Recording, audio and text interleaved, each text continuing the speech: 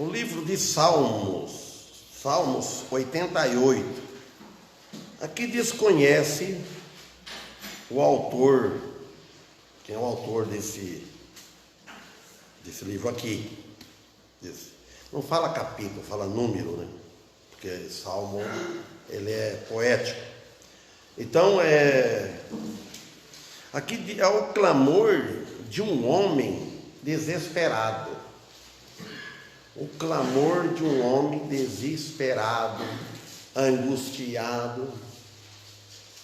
Quando o homem chega nessa situação, o que ele deve fazer? Orar. Aqui, no versículo 1, vamos dar a entender de Jonas. Jonas ficou desesperado. E no versículo 2, vamos falar daquele malfeitor na cruz.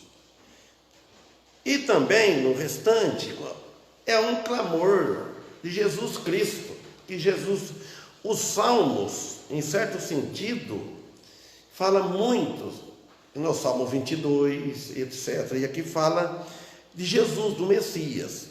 Vamos ver então no versículo 1, começando. Ó Senhor, Deus da minha salvação, dia e noite tenho clamado diante de ti. Chegue a minha oração em tua presença. Inclina os teus ouvidos ao meu clamor. Porque a minha alma está cheia de angústia e a minha vida está próxima do sepulcro. Estou contado com aqueles que descem ao abismo. Estou como um homem sem forças. Livre entre os mortos, como os mortos que jazem no sepulcro, dos quais não te lembra mais, e estão cortados da tua mão. Puseste-me no abismo mais profundo, em trevas e nas profundezas. Sobre mim pesa a tua ira, tu me fazes submergir em todas as tuas ondas. Afastaste de mim os meus conhecidos, puseste-me extrema abominação para com eles. Ficou encerrado e sem poder escapar. Meus olhos adoeceram por causa da aflição. Senhor, tenho clamado a ti cada dia, tenho estendido a ti as minhas mãos. Bem, então ele disse aqui, ó Senhor Deus, da minha salvação.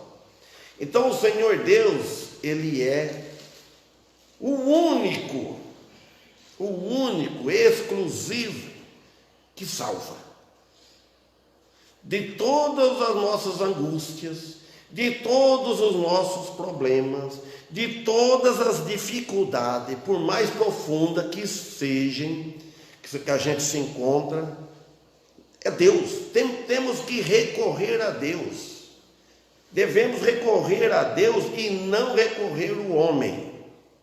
Mas primeiramente a Deus e depois podemos recorrer aos homens. O homem, ajuda de alguém, ou um médico, ou um conselho de alguém, mas primeiro. Então, nós vemos que a oração de Jonas, lá no capítulo 2, versículo 1, fala que Jonas, ele esteve, 3 dias e 3 noites no ventre do grande peixe. Jonas 1,17 fala isso. Jonas, vocês pensem bem, Jonas, ele pecou muito grave a Deus. Jonas, o profeta, ele era de Deus. Ele pensou que ele não estava, talvez, ofendendo tanto a Deus, porque ele não pecou, ele não ofendeu a Deus por relaxamento, por prazeres do mundo. O que Jonas teve? Ele teve medo, porque ele era para ir lá na cidade de Nínive é na Espanha, lá nos espanhóis, que são todos nervosos, vamos dizer assim, né? E Jonas, ele teve medo, e era para ele falar contra o pecado. Aí você vai falar contra o pecado do povo?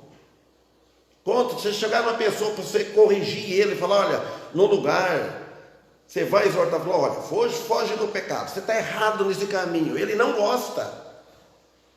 Se ele não for cristão, mesmo cristão fica um pouco constrangido. E Jonas fez isso, e depois ele tomou um navio para Tarso, bem ao lado oposto. O que aconteceu? Por causa de Jonas, o navio estava afundando, e o povo estava, já vemos esses dias, não vou bater muito nisso, falar muito. Resultado, Jonas, ele foi parar, pegar uma pessoa no mar, no navio, jogar ele para fora, você imagina se ele vai viver? É claro que não. A chance é mínima. Não tem como. Joga uma pessoa no mar, o peixe vai comer ele.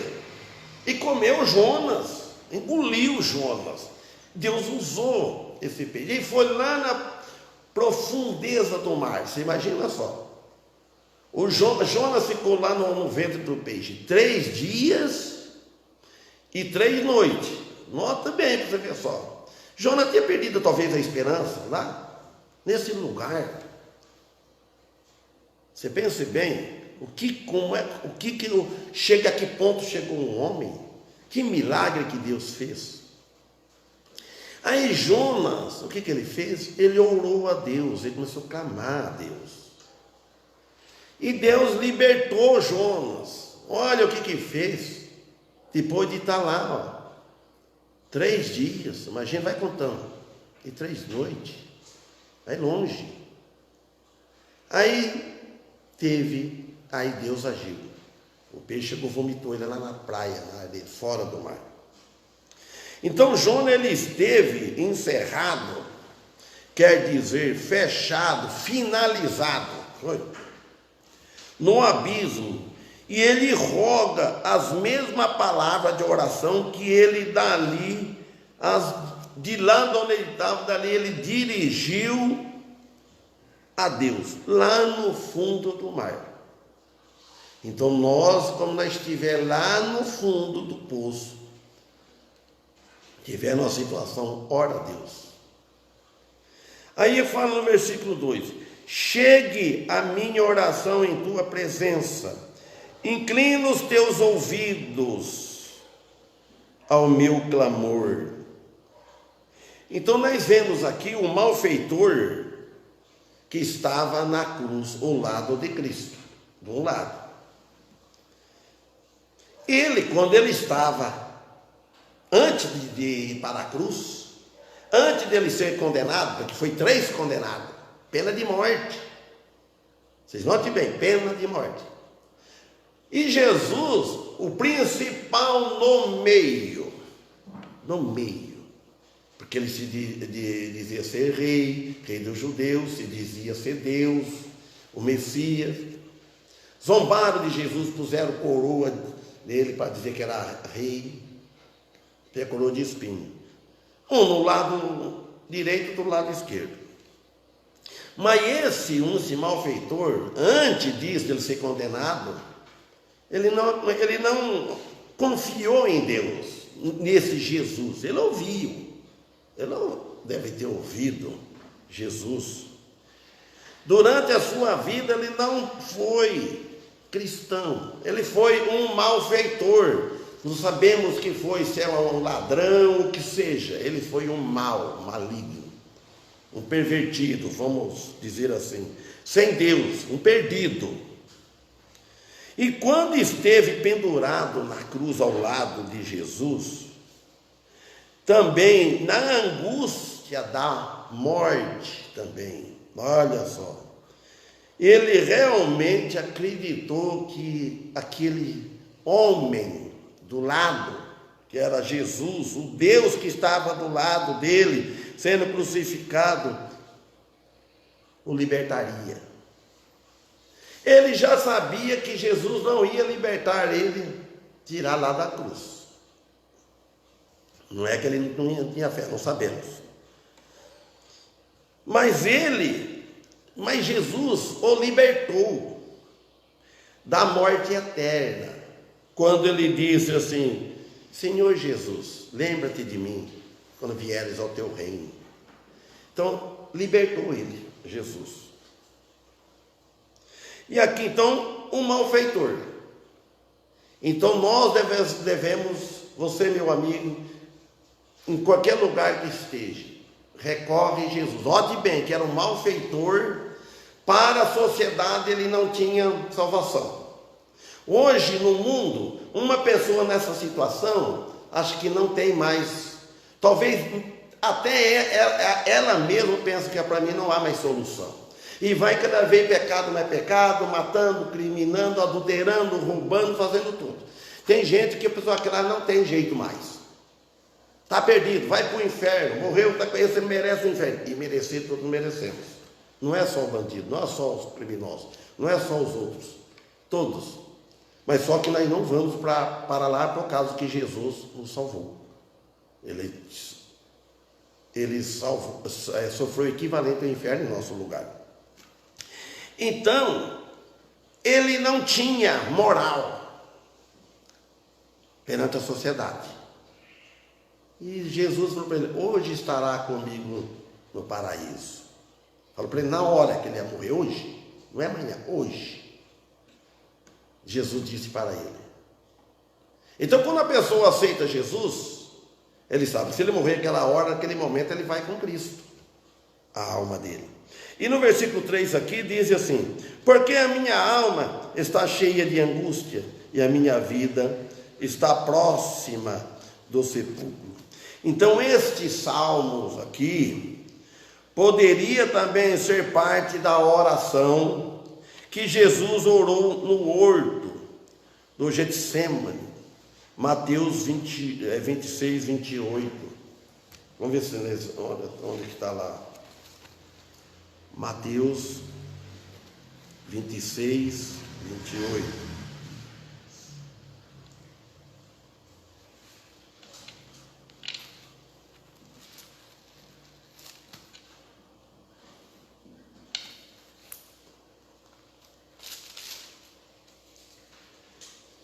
(28, 29). Olha que Jesus é lido na ceia sempre. Porque isto é o meu sangue, o sangue do novo pacto, o qual é derramado por muitos para a remissão dos pecados. E digo-vos que desde agora não beberei mais deste fruto da vide, até aquele dia, quando o beberei de novo convosco no reino de meu Pai.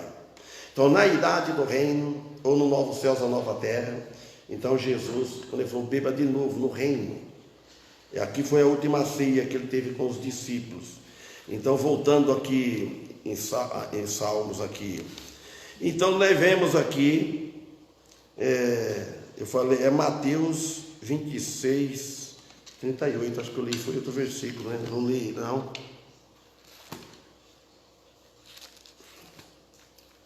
Mateus 26, 38. Então Jesus lhe disse: a minha alma está cheia de tristeza até a morte. Ele falou assim para os discípulos: ficai aqui e vigiai comigo. Então Jesus, ele disse: a minha alma está cheia de tristeza até a morte. Significa que ele, como um homem, como os outros, não podia suportar as forças humanas, pela força humana terrena, ele não podia. Mas só que ele era Deus, ele tinha o Pai, o Espírito, dando força para ele. Porque Jesus, ele sabia que o cálice que ele ia tomar era amargo, que ele ia passar. Aqui no 4 diz: estou contado com aqueles que descem ao abismo. Estou como um homem sem forças. Jesus, o Messias, ele tinha muita força para libertar os outros. Mas ele não tinha força. Ele era impedido de ele ter a força para libertar ele mesmo. Ele tinha força para libertar os outros, para salvar, para curá-lo, para tirar de tudo. Mas só que ele mesmo não, porque se Jesus fizesse isto, ele não libertaria os outros da condenação eterna. Ele não teria poder, a capacidade, não seria o nosso libertador, se ele tivesse libertado. Com tudo que ele fez, mesmo assim não daria crédito neles, mas respondiam com desprezo. Tudo que Jesus fazia, e o povo não dava crédito, como diz na Isaías 53, vimos ontem. Então Jesus, ele não foi aceito na sociedade, ele foi rejeitado.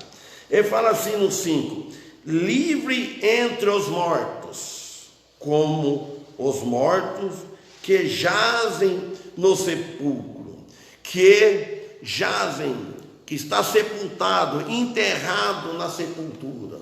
Ele está que está enterrado na sepultura, dos quais não te lembras mais, e estão cortados da tua mão. Os que estão mortos na sepultura, os corpos estão cortados, não vive mais, não a lembra mais.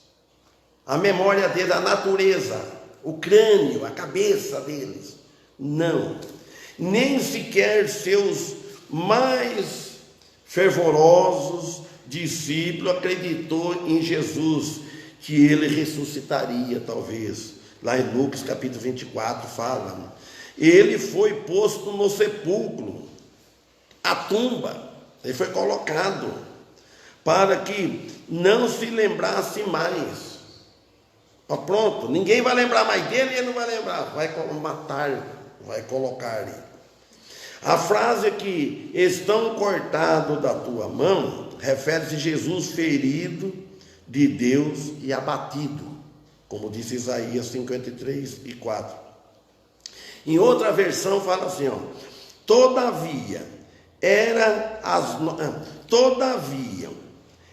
as nossas doenças que ele carregava, eram as nossas dores que ele levava em suas costas, etc. Então Jesus fala, ele levou as nossas enfermidades, ele levou as nossas doenças, as doenças físicas, vamos dizer assim, ele levou. Sabe por quê? Em que sentido? Agora nós ficamos doentes, agora nós temos enfermidade. Ele levou, e quando ele ressuscitou com o corpo glorificado, nem ele sentiu mais, ninguém podia ferir mais ele. E nós, quando estivermos com o corpo glorificado, porque quando ele fez isso, ele salvou a nossa salvação completa. Nós somos salvos, e quando nós ressuscitar, então aí ninguém vai ficar mais doente, ninguém vai ter mais dores. Então ele levou tudo na cruz, ele levou por completo, ele levou as nossas iniquidades, os nossos pecados no corpo dele, ele sofreu no corpo, ele foi chicoteado, ferido, e as nossas doenças. Só que a nossa doença hoje nós temos, porque nós estamos nesse corpo. Ele fazendo aquilo, ele levou, ele está dando, que enquanto nós tiver um corpo, como ele é, o veremos. Tem esse versículo, como ele é, o veremos. Então nós vamos ser como ele, com o corpo glorificado, e ninguém vai ficar mais doente. Não é agora que o pessoal vão fazer cura, vou prometer cura quem crê. Tudo bem, Deus cura hoje, oramos, se é da vontade dele, quiser agir, curar, ele cura a pessoa. Mas não que ele trabalha como antes, que nós vamos curar, ter esse poder que Jesus levou nossas dores, fala, nossas enfermidades, porque isso aqui é a versão católica que fala, que ele levou as nossas doenças, que ele carregava as nossas dores, ele carregou, ele levou na cruz. Então nós não vamos, quando nós estivermos lá com o corpo glorificado da ressurreição, nós não vamos ficar mais doentes. E ao ser ele cortado, significaria que nós não seríamos cortados da vida eterna. Quando Jesus foi cortado, tirado ele da terra dos viventes, cortou Jesus, foi cortado no meio. Ele foi, tiraram ele, levaram ele na cruz. Se ele não fosse cortado, ele vivesse todo o tempo aqui na terra, ficasse uma idade avançada, e tivesse uma morte natural, ele não seria o Salvador do mundo, ele não seria o Messias. Se ficasse por aí, cada um para si, ninguém tinha ter condições de salvar, mas ele foi cortado, ele foi tirado na flor da idade, o tempo dele. Não deixaram ele viver, disse lá em Isaías 53. Não deixaram ele viver. No tempo da moça novo, 36 anos mais ou menos, 33 anos. Então aqui no 6, puseste-me no abismo mais profundo em trevas e nas profundezas. Olha novamente, nas profundezas. Neste abismo profundo e treva nas profundezas, para que não tenhamos medo. O primeiro Adão, o homem, primeiro Adão, causou as trevas. O último Adão triunfou sobre as trevas. Ele teve vitória sobre as trevas. O primeiro Adão caiu, arrastou toda a humanidade para a condenação, ficou todo condenado. E o último, que é Jesus Cristo, ele triunfou. Ele triunfou. Foi, puseste-me no abismo, foi posto ele no abismo. Jesus. E ele saiu de lá, do abismo mais profundo. Sobre mim pesa a tua ira, versículo 7. Tu me fazes submergir em todas as tuas ondas. Olha, se nota bem, onda, a onda do mar, a onda das águas, faz assim. Então, todas as ondas, cada vez vai afundar mais, submergir, vai afundando mais.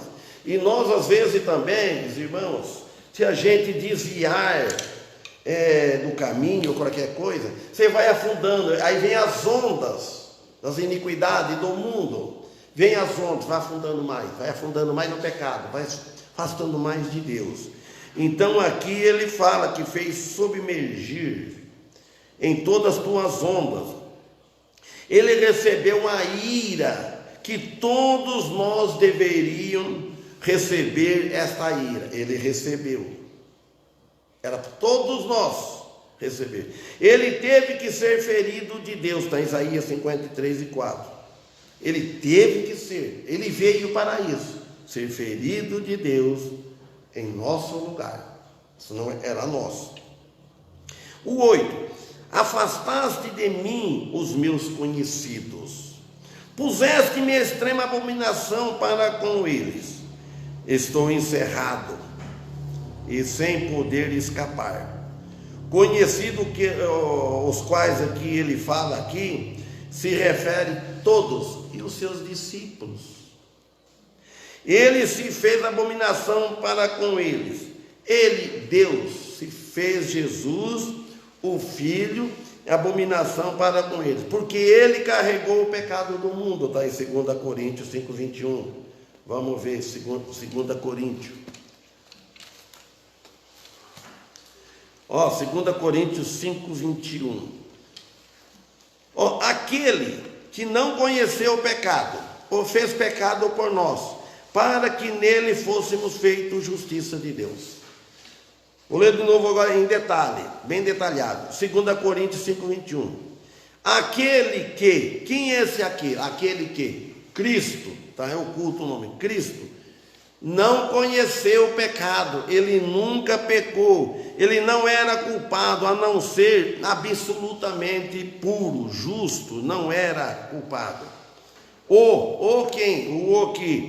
O Deus Pai fez pecado por nós. Deus Pai fez Deus Filho pecado por nós. Ele não fez ele pecador. Tem gente que confunde, erra no falar isso. Jesus ele fez pecador, não, ele fez pecado, não pecador. Pecador é aquele que tem pecado, que nasceu debaixo do pecado, que pratica pecado, que tem a natureza velha. Nós somos pecadores, Jesus não. Deus o fez ele pecado por nós. E a oferta do pecado, Isaías 53:6, 10 e 1 Pedro 2:24. Aí ele fala, para que nele quem? Fôssemos feitos justiça de Deus. Nele, no Filho, em Jesus Cristo. Ao aceitar o que ele fez por nós na cruz. O que Cristo fez por nós, pagando a dívida do pecador.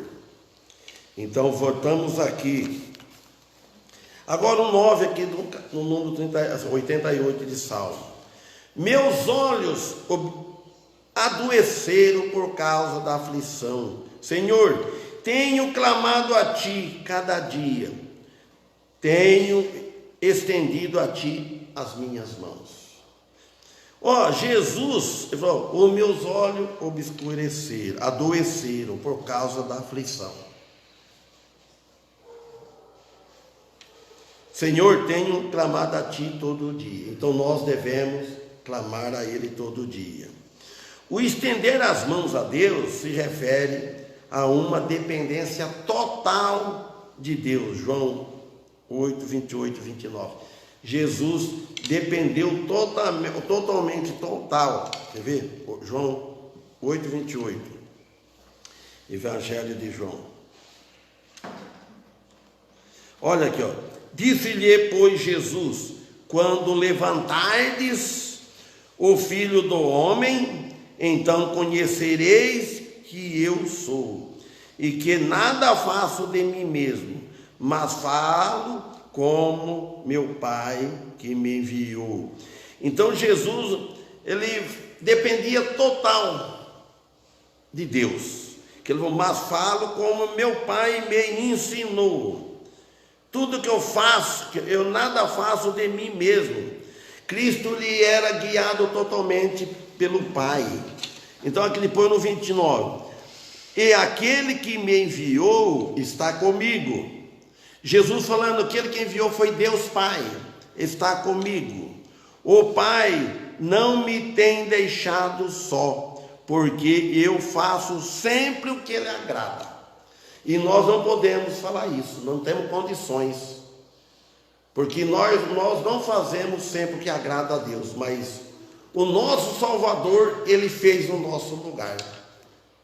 Nós devemos procurar querer agradar a Deus, de tudo naquilo que estiver no nosso alcance, que nós podemos fazer, que Deus prepara para nós, as obras é preparada por Ele, o nosso andar, então nós fazemos.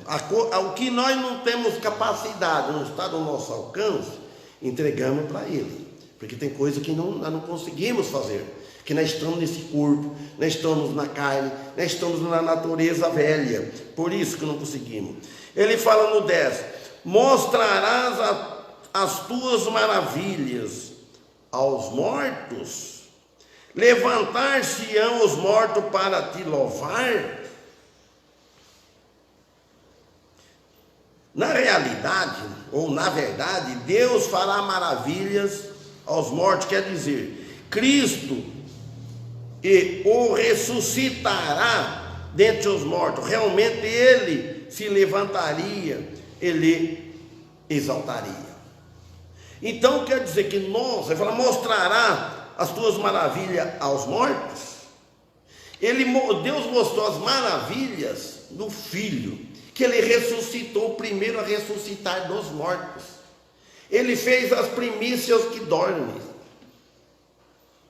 Esses dias perguntaram para mim, eu estava numa casa estudando de Lázaro. Eu falei, veja a minha diferença, mas Lázaro ressuscitou.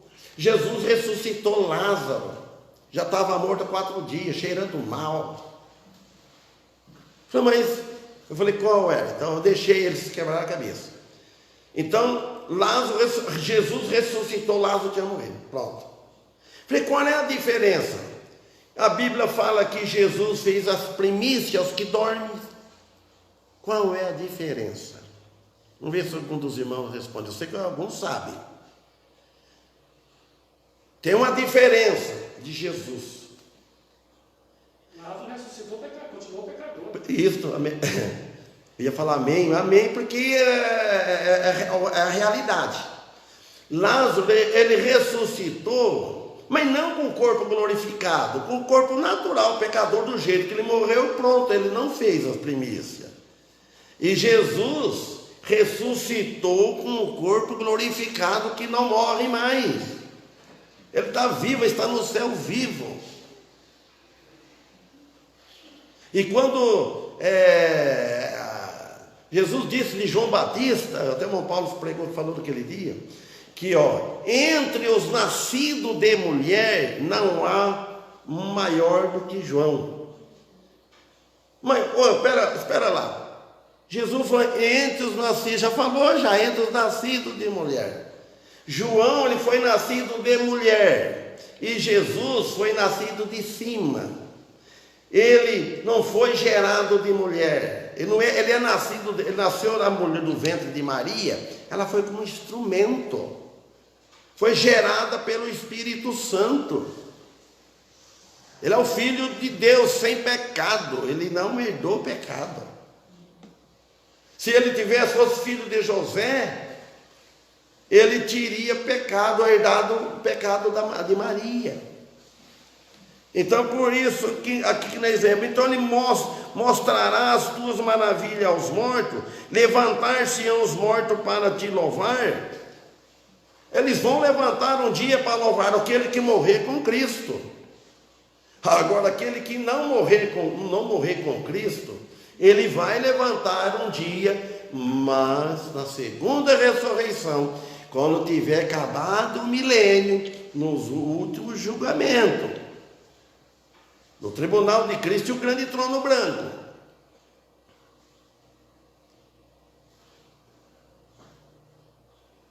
Então nós devemos aceitar isso. Então nós começamos. Ó Senhor Deus da minha salvação, vamos orar assim. Ó Senhor Deus da minha salvação, Tu me salvou. Eu sou um filho adotivo. Tu enviaste o Teu filho, aceitei o Seu filho, então Ele é o meu Salvador. Deus, Jesus, Deus Filho, ó Deus da minha salvação. Dia e noite tenho clamado a Ti. Ninguém informa a Deus, Deus sabe. Mas vamos falar dia e noite, clamou a Ti. Aqui Jonas, lá no ventre, ele clamou a Deus, dia e noite. E não morreu lá, ficou lá, embrulhado lá. E o pastor Antônio até ele fala umas coisas assim, né? Diz que dá até ânsia, né? Sabe lá como é que ele ficou lá no ventre do peixe? Sei que ele foi, mas saiu. Amém? Que Deus abençoe a leitura da tua palavra. Daniel de Souza está assistindo. Brito José está assistindo, até onde é que me lê. Jéssica Dionísio está assistindo. Fernando Nunes da Silva, sobrinho da minha velha, lá de Jundiaí. Então vamos louvar a Deus, irmãos. Quarta-feira aqui, se Deus permitir, estaremos aqui. Quino, que vamos cantar? Quarta-feira? Sexta, prega? Tem sim, se Deus permitir. Então o Michel vai pregar sexta-feira, vem os irmãos. Que quino que vamos cantar agora?